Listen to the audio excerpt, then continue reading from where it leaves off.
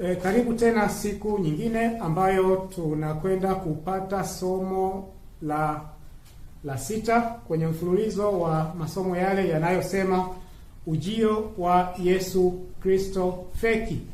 Leo ni sehemu ya 6. Kama ulikuwa hujaangalia sehemu ya kwanza, nenda kaangalia, kuna kitu muhimu ambacho inatakiwa ukifahamu. Sehemu ya pili pia kuna kitu muhimu. Sehemu ya 3 kuna kitu muhimu hadi sehemu ya 5. Na leo ni sehemu ya 6, sehemu ya mwisho kabisa. Leo tunakwenda kuangalia mpango au silaha yake ya mwisho kabisa katika mchezo huu aliouandaa. Tunakwenda kuangalia project inayoitwa Blue Beam. Blue Beam ni nini? Blue Beam. Blue Beam, kama unavyoona hiyo picha imeandikwa hologram Jesus. Sasa nini maana ya hologram? Maana yake nini? Hologram ni picha ya pande 3 au 3D.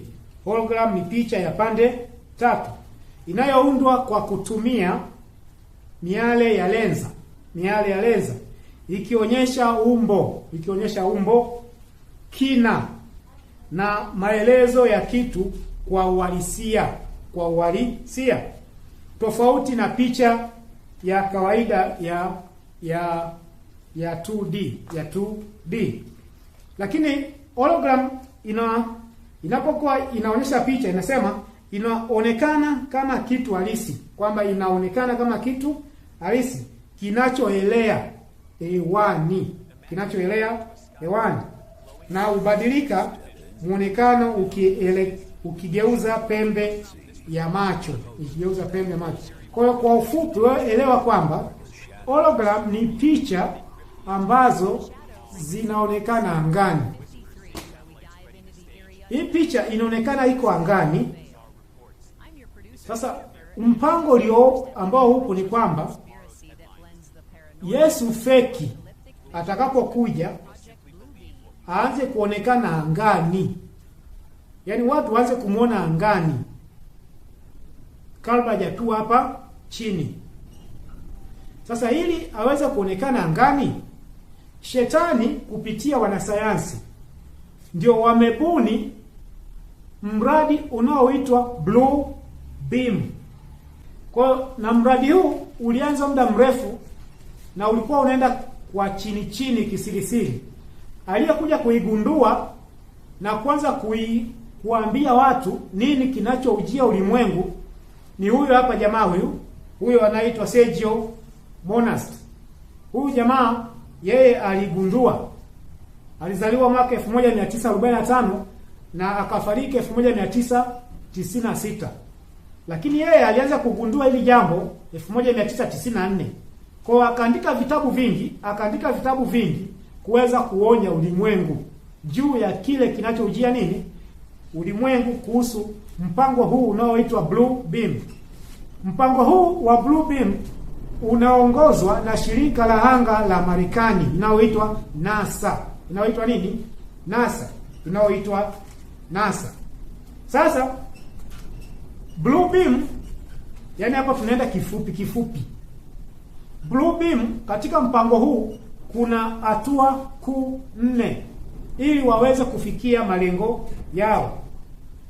Tunaanza kuchambua hatua moja baada ya nyingine.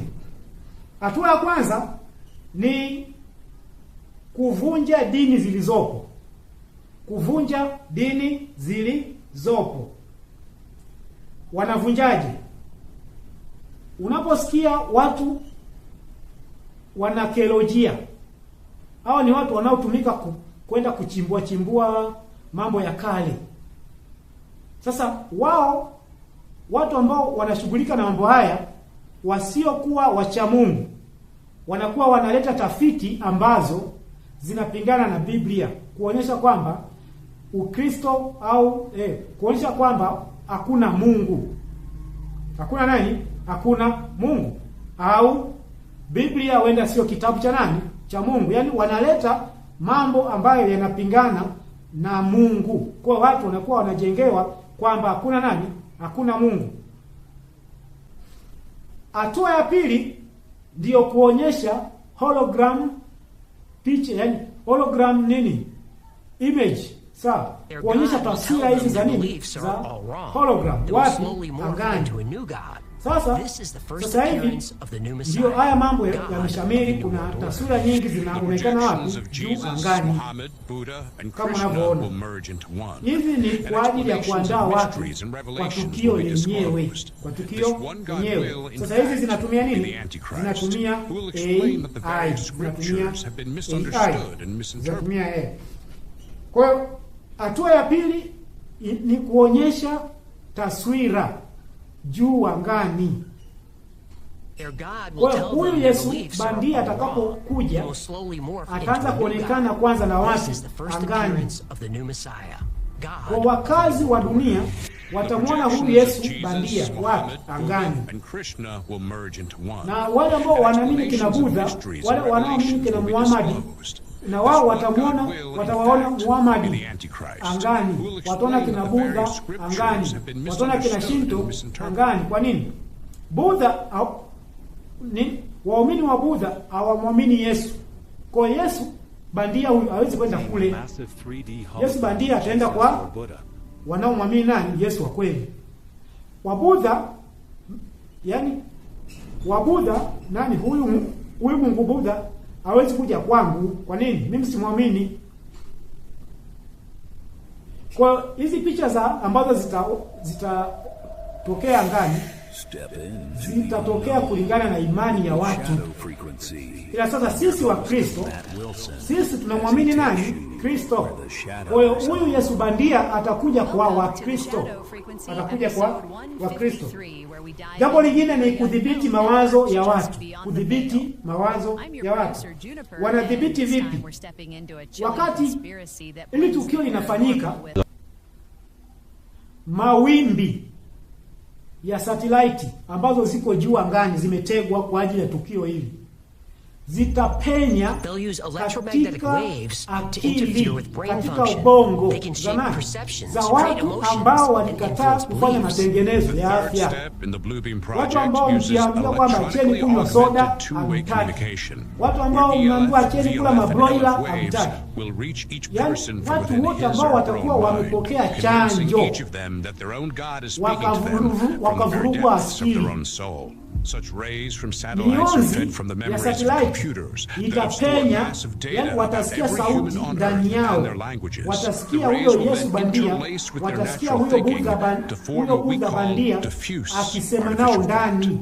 That kind of technology goes into the 1970s, 1980s, and 1990s research where the human brain has been compared to a computer.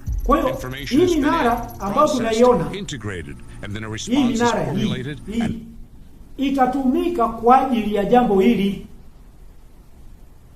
Kwa hiyo yule atazungumza kama nini tuzungumzie tu Yesu bandia.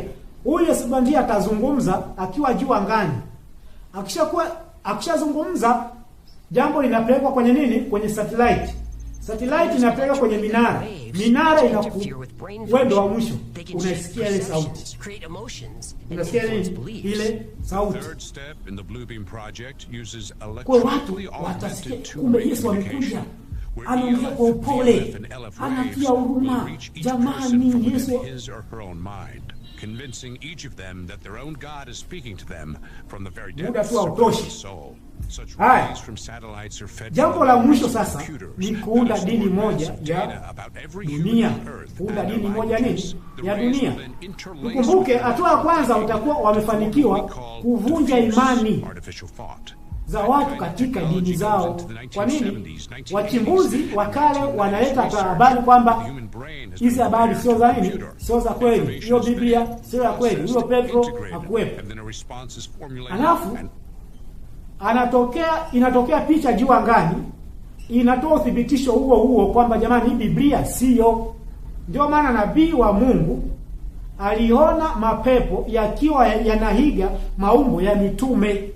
Watakavyoiga maumbo ya mitume watakana Biblia kwamba sio kitabu cha Mungu ambacho kiliandikwa kwa uwezo au uweza wa Roho Mtakatifu. Kwa hiyo hata huyu Yesu bandia atakapokuja ataungana na mapepo menzake ambayo ilivaa maumbo ya nani? Maumbo ya mitume. Watakana Biblia. Lakini pia jambo lingine, wakisha huyu Yesu bandia akisha zungumza, atakapokuwa anazungumza, atakuwa nasikiwa ndani, atagusa hisia za watu. Atagusa hisia za watu. Akishagusa hisia za watu, watu wataamua kupiga magoti, na kwa kuwa atawaelekeza watu katika dini moja ambayo ni ya mpango mpya dunia inayoitwa Islam. Hii hapo. Watu wote wataamua kuachana na Ukristo. Yaani Wasabato watasema ile njiwa eti ni muongo. Atasema huyu Yesu naye alituambia mambo ya uongo. Wataenda kukumbatia Islam. Waislamu na wao watasema Muhammad kweli bwana wataweka pembeni, wataenda kukumbatia nini? Ukristo. Ukisoma kitabu cha Pambano Kuu ukurasa wa 513, nabii wa Mungu anasema matukio yanayopita akili za kibinadamu sio muda mrefu yataanza kuonekana mbinguni kama ishara ya nguvu ya utendaji kazi wa kimiujiza wa mashetani.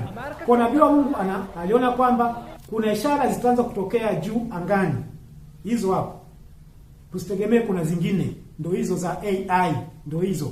Kipindi kile nabii wa Mungu hakuwa anafahamu habari za AI. Kwa hiyo yeye aliziona akaandika hivyo. Kwa haya yanatangulia kabla ya huyu shetani bandia kumwiga nani? Kristo. Jambo lingine, ukurasa wa 514, nabii wa Mungu anasema hivi, aliona hili tukio. Anasema kama tendo la juu kabisa katika sakata kuu la udanganyifu, shetani mwenyewe atajifanya kuwa Kristo. Kwa muda mrefu kanisa linatangaza kuwa ujio wa pili wa Kristo ndio kilele cha matumaini yake. Sasa mdanganyaji mkuu atafanya ionekane kana kwamba Kristo amekuja. Kristo amekuja. Katika sehemu mbalimbali za dunia, shetani atajidhihirisha miongoni mwa wanadamu kama mfalme mkuu mwenye nuru kuu, akifanana na muonekano wa mwana wa Mungu aliyeelezewa na Yohana katika kitabu cha Ufunuo 1 mstari wa 13 hadi 15. Utukufu unaomzunguka haupitwi na kitu chochote ambacho macho ya mwanadamu anayekufa yamewahi kukiona. Kelele za ushindi zinasikika hewani. Kristo amekuja! Kristo amekuja! Watu wanaanguka kifudifudi chini kwa heshima mbele yake, wakati anainua mikono yake juu na anatamka baraka juu yao, kama vile Kristo alivyowabariki wanafunzi wake alipokuwa duniani. Sauti yake ni laini na tulivu, lakini ikiwa tamu. Kwa sauti ya upole na huruma anasema baadhi ya maneno ya neema ile ile. Asome hiyo sura yote utapata mambo makubwa. Kwa hiyo nabii wa Mungu alionyeshwa huyu shetani atakapokuja, atakuja katika umbo la nani? Katika umbo la Yesu. Kwenye kitabu cha Ufunuo sura ya kwanza fungu la 13 hadi 14, neno la Bwana linasema. Neno la Bwana linasema, mpendwa, linasema, na katikati ya vile vinara nikaona mtu mfano mwanadamu, amevaa vazi lililofika miguuni na kufungwa mshipi wa dhahabu matitini.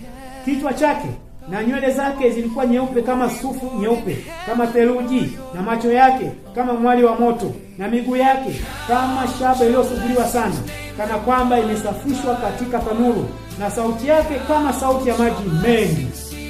Kwa hiyo ndio taswira ambayo nabii wa Mungu alioneshwa namna shetani atakavyokuja. Kwa watakao kwenda kumwangukia huyu shetani akiwa amevaa umbo la Yesu ni wale ambao hawamfuati mwanakondoo kila aendako.